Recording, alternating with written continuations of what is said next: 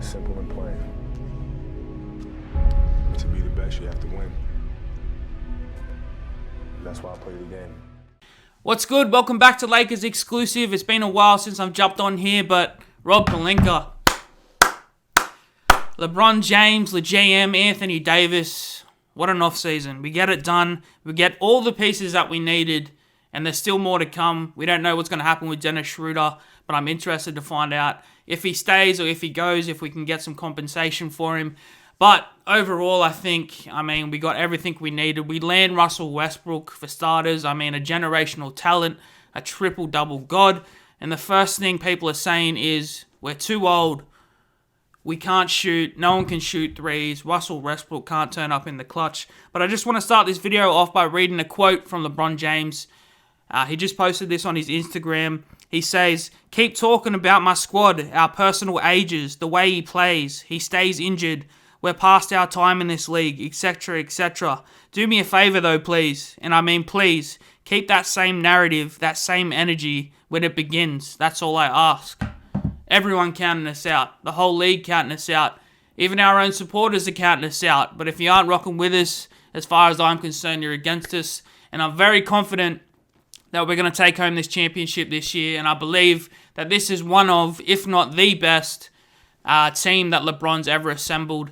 And I want to compare them to the Cleveland Cavalier teams that LeBron was on, the Miami Heat. So let's sort of compare them first, and then we'll get into the moves we made and why I think it's one of the best teams LeBron James has ever been a part of. So when we look at the Cleveland Cavaliers, Kyrie Irving, Kevin Love, cats like J.R. Smith, a good team. Bad defensively though, And when you compare Russell Westbrook to Kyrie Irving, they're similar players. You can argue that Kyrie's better. You can argue that Westbrook is better. And then we have cats like Kevin Love. But when you look at this team, we have Anthony Davis, a generational talent. And Kevin Love is nowhere near the talent that Anthony Davis was. And then you can probably cross out Kyrie Irving and Russell Westbrook. But it's the depth of this Lakers team. Malik Monk, Kendrick Nunn, these young cats that are going to come off the bench. We saw it last year with the Lakers. We'd go through these scoring slumps where LeBron and Anthony Davis were off the floor and we just couldn't score. We're not going to have that problem this year because we got cats that can create their own shots. No one could create their own shots last year. Alex Caruso couldn't really create his own shot. Markieff Morris can't create his own shot. Cats that were coming off the bench just didn't have that scoring punch that we're going to have this year. So we're not going to lack on the offense. We do lack a bit defensively, but we get Dwight Howard back, and we can play teams in multiple ways. If we're coming up against the Nuggets or the 76ers with Joel Embiid and Jokic, we bring on Dwight Howard for the defense. We got Anthony Davis, who's one of the best defenders in the league as a big man. We can just play multiple ways. We're so diversive. We got our shooters anyway. Carmelo Anthony comes back, and when you compare it to, that Miami Heat squad that LeBron was on, again, you can cross out D-Wade and Russell Westbrook. I think that D-Wade as a scorer was much better than Russell Westbrook, but I think Dwayne Wade's a better player than Russell Westbrook. But what I'm trying to say is, when you compare Anthony Davis to Chris Bosh, he's a generational talent, as I've been saying, and Chris Bosh was a decent player, Hall of Famer, in my opinion, but he just doesn't reach the levels that Anthony Davis can reach. And again, we have a lot more depth than that Miami Heat squad. We had Ray Allen, but Udonis Haslem, Mike Miller, they're just role players where they didn't really make much of an impact. LeBron James made that team so much more of a better team than they actually were, in my opinion. Same with the Cleveland Cavaliers. When Kyrie and Kevin Love were injured, LeBron took them all the way to the finals anyway. But with this Lakers team that we have so much depth. Just everywhere you look. Trevor Ariza coming back. Carmelo Anthony, the scoring punch off the bench that we really missed last season. You just throw him the ball down the post, he's going to score. He's our third or fourth scoring option there that we can rely on. And yes, we're old, and that's fine because old also means that we have experience. And, we can't really rely on these young cats like Caruso and that to be there when it matters, although Caruso had a fantastic run in that championship season, but Kuzma just was inconsistent. KCP played well, although he played, pretty terrible last season. But cats like Wayne Ellington can knock down shots, one of the best shooters in the league. And then you have Malik Monk that comes on the minimum.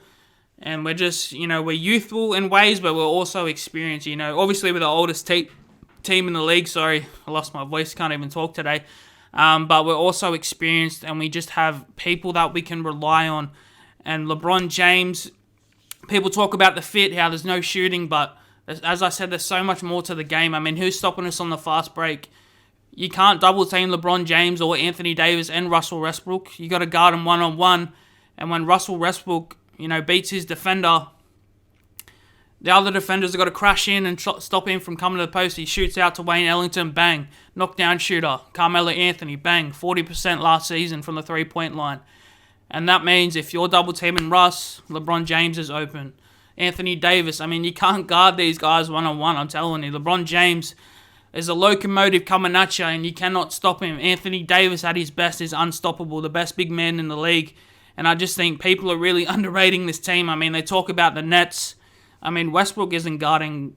Kyrie Irving's not guarding Russell Westbrook. Who's guarding Anthony Davis? KD? He's too small. Yes, he has the height. He's a good defender. He's probably one of the best defenders of the season last season. But he's not stopping Anthony Davis. Who's guarding LeBron James? On the defensive end, they're really lacking. Whereas I think the Lakers, they might not have as much offensive power as the Brooklyn Nets. But I think we're a lot better defensively. And we can just match up with so many different teams, as I said. We have everything. We got shooting now. They say we have lack of shooters, but Wayne Ellington, Malik Monk, Kendrick Nunn, who can create his own shot. I think Chris Dunn, if he comes off the bench, has a shot at the Sixth Man of the Year. We just give him... He comes on there when Russell Westbrook's out, or he may even start, but I think he's better off coming off the bench. But if he can come in there, create his own shot. He lit us up in the championship run a couple of years ago, Kendrick Nunn, when everyone was injured. He was scoring like 20 points a game. He was almost Rookie of the Year. This is a massive pickup for the Lakers. Malik Monk shot 40% for the Hornets last year. These guys are coming in and they want to win. And the difference between Kyrie Irving, he never knows what he wants. He's taking days off. He thinks he's Kobe. I don't know what's going on with Kyrie Irving, but what I do know is Russell Westbrook, Anthony Davis, and LeBron James sat down at LeBron James's house, orchestrated this whole thing, and said, I'm willing to move to the center position if you're on this team. That's what Anthony Davis said. LeBron James, I'm willing to give up the playmaking duties, or most of it anyway, to move to the power forward position so we can get a guy like Russell Westbrook on this team and we can dominate for years to come. They say that LeBron James has only got 2 or 3 years left in his prime. I'm thinking he has 4 or 5. Honestly, LeBron James is a freak. The best athlete I've ever seen. The way he takes care of his body, I think he'll surprise people and go on for another 4 years. And then you got Russell Westbrook, who's, relentless on the defensive end. He's going to come at you every single night. Kyrie Irving doesn't come at you every single night. You're lucky if he even shows up that night. You know what I mean? So these guys are coming to the Lakers because they want to win. That's the difference. And you can talk about the shooting. We just saw Milwaukee Bucks. Their best players, Giannis, can't hit a three-point shot to save his life. What did they do?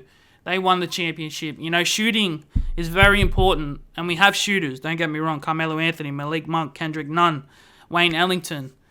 But it's only one part of the game. Who's stopping us on the fast break? I'm seeing it now. Lobs to LeBron, lobs to Westbrook, lobs to AD. Imagine the pick and roll with Westbrook and AD when LeBron's off the floor. That's, we're going to score more times than we're not. I just think this is one of the best teams that LeBron James has ever been on. And I'm confident. It's between us, I think, in the West. Because we don't know what the Warriors look like yet. They made a couple of good pickups. They picked up Otto Porter Jr., that Belicha dude from Miami. They're shooters, but they're coming off, some injuries as well. And we don't know what Klay Thompson's going to look like. So I think in the West, with Kawhi Leonard being injured for the Clippers, I think it's out of the Warriors and the Lakers. The Jazz made a couple of good pickups, but I just don't think they have enough. This Lakers squad's looking healthy. Well, not healthy, but we'll see. If we can stay healthy, I think there's nothing stopping us from going to the finals. But for me, the East is wide open. I mean, Milwaukee get George Hill. They signed some other dude as well the other day. I can't remember his name, but they lose PJ Tucker. But really, besides defense, he has nothing on offense, and they already got the top two defenders in the NBA in Drew Holiday and Giannis.